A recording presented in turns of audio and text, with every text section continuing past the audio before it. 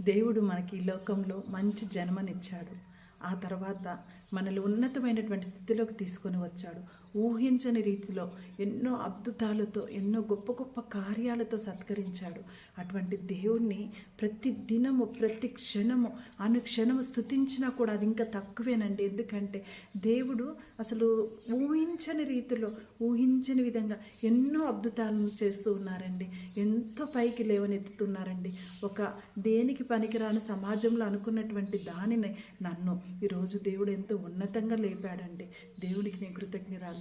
మరియు పోయిన సంవత్సరం నాతో ఉన్నటువంటి వ్యక్తులు ఈ సంవత్సరం నాతో లేరండి. అది చాలా బాధాకరం. కానీ దేవుడి యొక్క ప్రణాళికలు ఎంతో గొప్పవి అని చెప్పి ఊహించుకుంటేనే అసలుకి వర్ణింపలేవండి.